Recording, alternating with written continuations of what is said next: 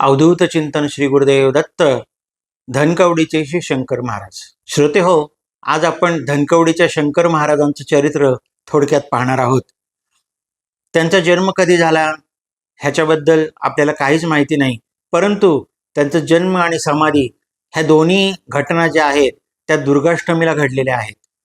म्हणजे कार्तिक शुक्ल अष्टमीला त्यांचा जन्म झाला असं मानलं जातं आणि वैशाख शुक्ल अष्टमीला त्यांनी समाधी घेतली.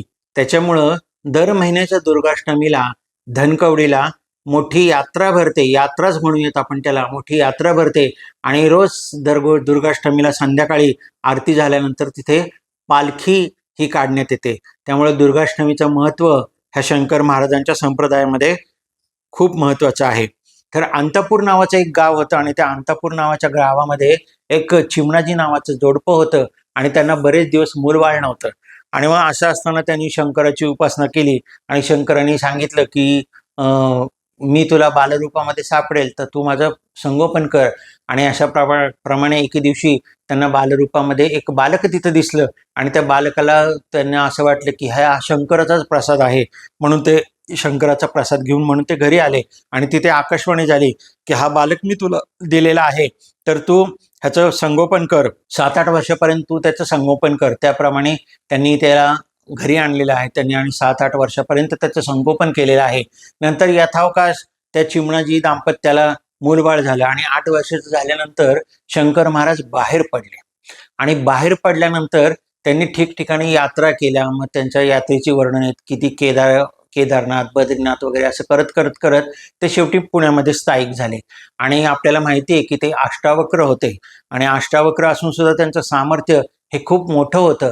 आणि पुण्यात आल्यानंतर त्यांनी असं ठरवलं की आपली कर्मभूमी हे पुणंच आहे, म्हणून त्यांनी पुण्यामध्ये ते आप्पाबळून चौकातल्या मेहेंदळे वाड्यामध्ये जात असत. त्यांचं ज्ञानेश्वरीवर अपार प्रेम होतं आणि त्या ताई महाराज ज्या होत्या त्या ताई महाराज मेहेंदळे वाड्यामध्ये ज्ञानेश्वरीवर प्रवचन करीत आणि मग ते तिथे त्यांना जरी संपूर्ण ज्ञान असलं तरी ते तिथे जाऊन ज्ञानेश्वरी श्रवण करीत असत आणि आपल्या भक्तांना पण ते सांगत की ज्ञानेश्वरीसारखा ग्रंथ दुसरा नाही, तर आपण ज्ञानेश्वरीचं रोज पठण करावं आणि असं ते लोकांना उपदेश करीत. आणि महाराजांच्या संपर्कामध्ये खूप मोठी मोठी मंडळी आलेली आहेत, म्हणजे बालगंधर्व वगैरे त्या काळातली जी सगळी मोठी मंडळी होती ती सगळी मोठी मंडळी महाराजांच्या दर्शनाला येत असत. बालगंधर्व तर स्वतः संगीत सेवा धनकवडीला महाराजांच्या समोर सादर करायचे. आणि अशा प्रकारे महाराजांना संगीताची आवड होती, महाराजांना अध्यात्माची आवड होती.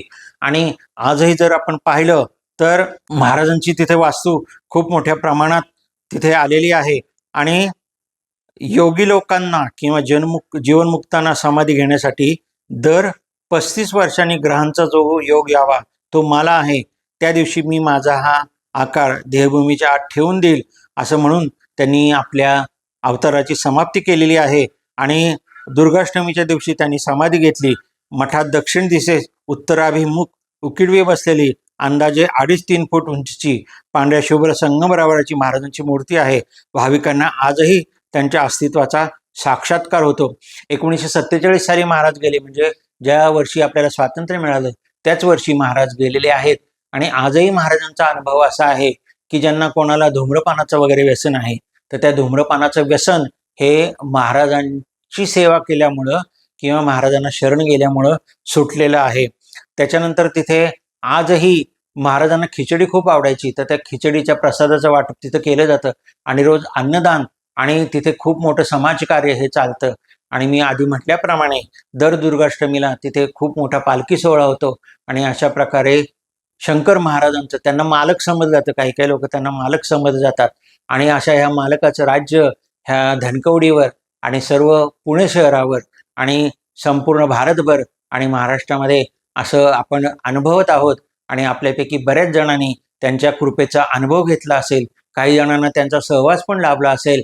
तर अशा सर्व लोकांच्या चरणी आणि महाराजांच्या चरणी नतमस्तक होऊ द्या. जय शंकर.